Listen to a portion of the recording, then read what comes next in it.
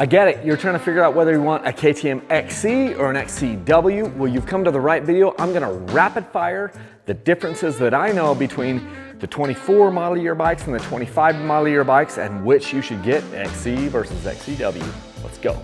Okay, but before I get too deep into the video, this is 2025 KTM 250 XC and I'm giving this bike away to a lucky viewer here in the month of June. So click the video right down here, or the description right down here, or go to my website, dirtbikechannel.com, and we'll get you entered to win this bike, the 2025 250 XC. She's sick. Okay, now to the differences. Okay, so these differences are not in order of importance, but they are just the main differences. On your XC bikes, you're going to see a linkage style suspension right here, which is where the suspension comes down below the swing arm, and there's a linkage setup down here. Most of the Japanese bikes have this, all of them have this. In fact, this is the only bike that you can really buy, a full-size bike right now, that has a PDS. Well, the XC-W is the only bike that you can have as a PDS where the shock fits up on the top of this. That really helps in hard enduro situations because you don't have anything to hang up on down here. But I'm going to get to that a little bit later when we're talking about traction. Gearing differences. Okay, on the 2025 and the 2024 XC bikes, you have a 14 tooth front sprocket, and then you've got the 50 tooth rear sprocket back here. It's a little bit higher gearing than what the XC-W is as far as the final drive. The XC-W is a 13 tooth up here and a 45 back here in the back. The transmissions are the same. I used to love the XC transmission better than the XC-W transmission, but starting at about 23 and 24, the transmissions are essentially the same. Like the internal components of that transmission and the gear ratios inside there are the same, much to my chagrin, but then the final drive out here is a little bit different where your XC-W is just slightly lower geared. Okay, back to the traction thing. They made these frames a lot stiffer in 2024. The XC got stiffer in 2023, but in 24 and 25, the frames are stiffer than they used to be. Like, I think they're trying to copy like the Japanese bikes with the aluminum frames. And so many of the changes that happen for motocross, and then they trickle down to the XCs and the XC-Ws. And these bikes have become more and more rigid over time when I've used them. What that means, and the reason why I bring that up to you, is it means that I have found that with the 24s and the 25s, I think I get better traction for hill climbs and enduro stuff on the XC model, the one with the linkage, the one that's a little bit heavier because of that linkage, and the one that's a little bit easier to catch on rocks and roots and things like that. So like in the 23 XC-W, it still had the older frame, and the 22 XC-Ws, they had the older frame. I thought they were fantastic for enduro. Now with these new frames, I kind of feel like the XC is the better one, and it's also much to my chagrin because the handlebars don't turn as tight on these new generation bikes. They don't have a way for you to kind of take the steering stops out of this thing, so they're not the tightest turning bikes like they used to be. So I haven't loved the frame updates that we've had in 24 and 25 as far as for cross country and enduro stuff.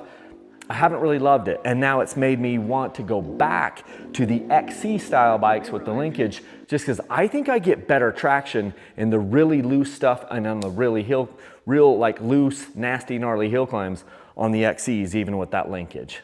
Let's talk about ignition mapping just a little bit. Now, these bikes, the XC bikes, do come with a map switch right here, which I honestly think the map switch is a gimmick. You've got your green map and you've got your white map, and all the time with two strokes, I feel like that is literally just a gimmick. The hot map makes the bike run the way it's supposed to run, and the white map or the softer map makes the bike kind of run like crap. And I think that's a marketing gimmick. So don't fall for that, but the XC does have that map switch. The XC-W typically doesn't come with the map switch, but I just don't think it makes a lot of sense. Where you can tell the difference is now the XC is mapped significantly hotter and it makes more power than the XC-W. Now the question is, why is that? The XC, I knew that these TBI motors, because now in 24 and 25, they're both TBI, throttle body injected motors, and the motors are freaking amazing. But there's so much power down low, and the power comes on so fast on the XC that sometimes you can light up the wheel. And so you can understand why they would want to soften the hit on the bottom end on the XC-W, since it's supposed to be the more hard enduro bike. And they have, and that does make the bike a little bit better in those slow situations. But then because of the frame, I feel like it doesn't hook up quite as good. So it's almost like you need a hybrid. And that's kind of been my big pet peeve with these 24 and 25 XC-Ws and XCs, is I feel like neither one of them fully fits me, because I need kind of like the softer power down low of the XC-W mapping a lot of times when I'm in enduro situations, but then I need the traction of the XC frame. So it's just kind of been a little bit of a frustration, but do know that if you get the XC-W, she's gonna be mapped a little bit more mellow, more so than they were before, and the XC is a fire freaking breathing dragon. Okay, let's talk about forks for a minute. I like to put these fork stickers on upside down just to piss the internet off. It's something I've been doing for a long time. But yeah, in 2024, KTM went to the closed cartridge forks. So, and we're at the 2024 KTM Off-Road, the Enduro lineup launch. We've been riding bikes all day long. We've been riding 150 XC-W, 250 XC-W, 300 XC-W, and 450 XC-F-W. We had the air forks on the 23 XCs, and then we went to a closed cartridge spring fork on the 24 XCs and the 25 XCs. And the same thing happened on the 24 and 25 XC-Ws. It's a closed cartridge system. I talked to the guys at WP and they're like, we just wanted to create the best thing out there. I've been doing suspension, since the late 90s. I would argue it's the best OEM fork that I've ever had to work on. It's very easy to tune and the performance is easy to gain. These forks on the XCs and the XC-Ws, I will go on record, these are the best forks that have come on any stock motorcycle. I don't give a crap about your KYB fork. It's not as good as this for most riders. These things are plush. Now the XC does have a little bit stiffer valving than the XC-W, but it's still unbelievably good. Now, can you make it better? Can you make it better for your liking? Sure, but you're gonna spend thousands of dollars. These things straight out of the box are freaking amazing. And for 99% of people, this is all you'll ever need. Just go get this thing serviced after 40 or 50 or 100 hours, slam it back right like it was, and this closed cartridge system is absolutely incredible. The XC-W, yes, is a little bit softer for the slower stuff, but the XC is incredible, and you can take this on the motocross track. I do. I'm not a hard charging guy, but it works great for me on the moto track. Just a few clicks on the compression and I'm good to go on moto. And I'm absolutely freaking in love with the forks of the 24s and the 25 model year XCs and XC-Ws. Okay, now it's time to talk about stators. The XC-W bikes come with a really good stator. I'll back up a little bit. Stator comes right here on the side of the motor. You just pull this off. So the XC-W has a good stator where you can run a headlight and a fan.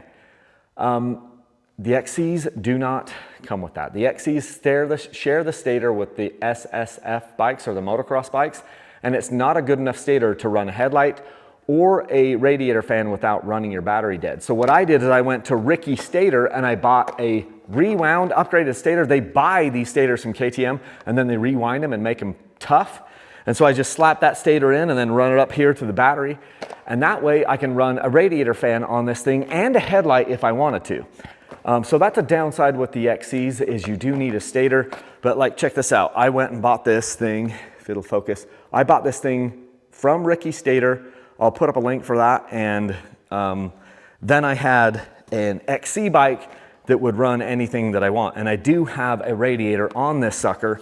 One of the cool things about the XC-Ws though, is they have ran power.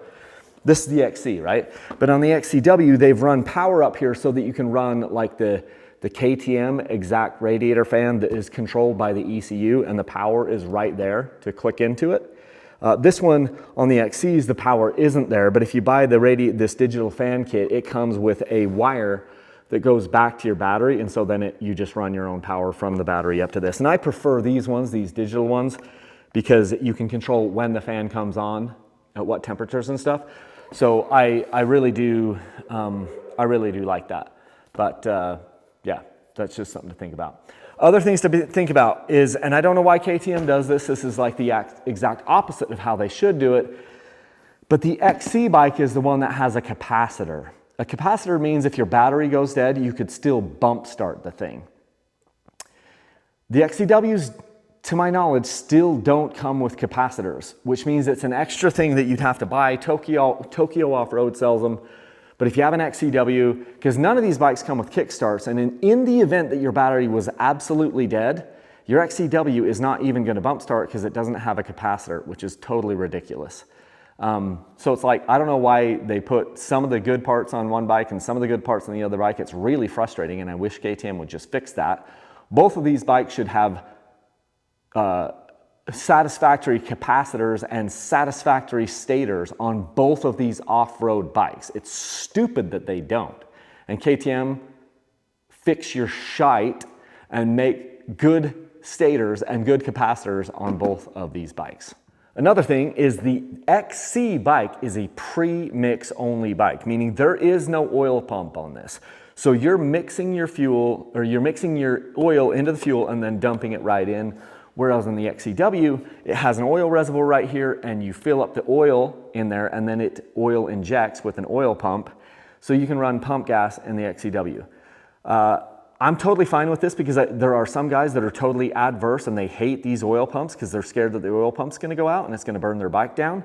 And so they like the fact that this is pre-mix. And then there's this whole other camp of people that don't wanna deal with pre-mixing gas. They're too afraid of it or whatever. And they think it's an extra hassle. And so they like to be able to put the oil in and have the bike figure the whole thing out. So I'm totally fine that they've kind of split that so that one bike has it and one bike doesn't. But just know, XC is a pre-mix bike, XC-W mixes its own. One more major difference to call out is that the XC bikes typically have a billet aluminum triple clamp set up here, which is nice. They're super great. They typically are, from what I've seen, more in spec, as far as they just seem to be more precise as far as how they're cut and everything. The XC-W is typically a forged aluminum triple clamp set. I can't tell the difference when I'm riding the bikes, but I have been able to tell the difference every once in a while when I'm pulling forks in and out of these bikes, because I do that a lot.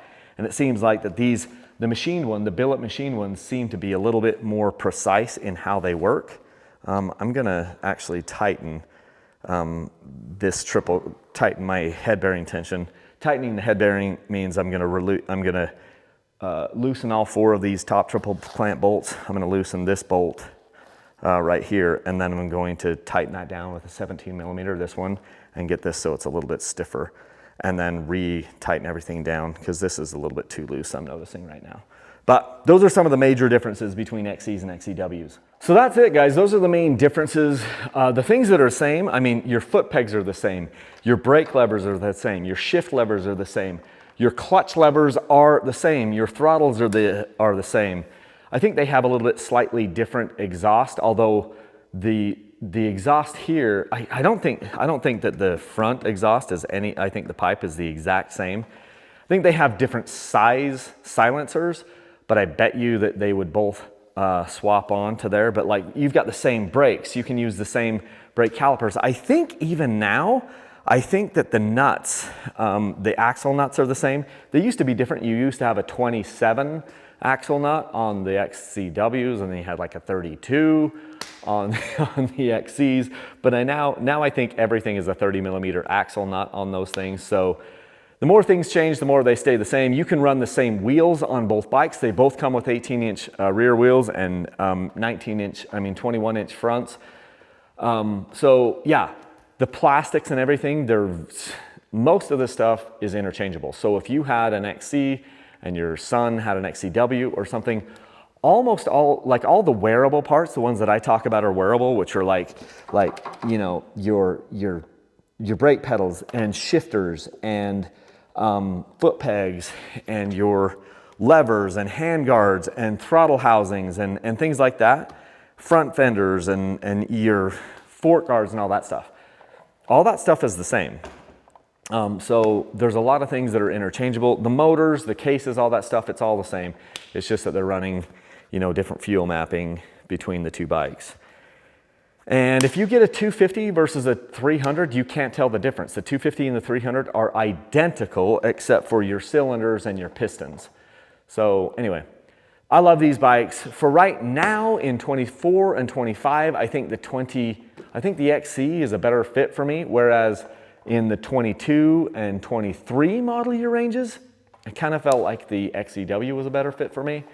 So it just kind of changes all the time. Neither one of these bikes is perfect. Neither the XC-W nor the XC is perfect. I wish I could there are certain things that I would change on both of them for sure.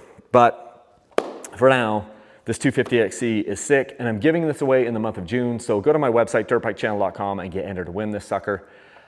She is a beauty and she runs amazing, and it runs a ton of fuel, man. Like, I will have fuel.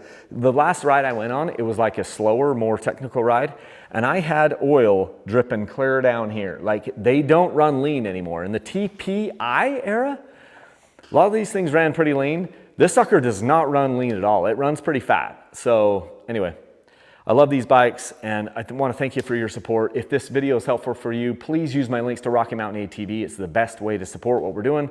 Go buy this shirt off my website and you're entered to win this sucker, or use my links to Rocky Mountain ATV, and literally after you click on the links, you can buy anything they sell. They'll not give you any indication that you're using my link. They won't give you any indication that you've got entries into the sweepstakes, but you do have entries to win, and you're going to be entered to win this bike. So that's what I got for you guys. If you have questions, send me an email. It's kyle@dirtbikechannel.com. And until next time, leave a single track.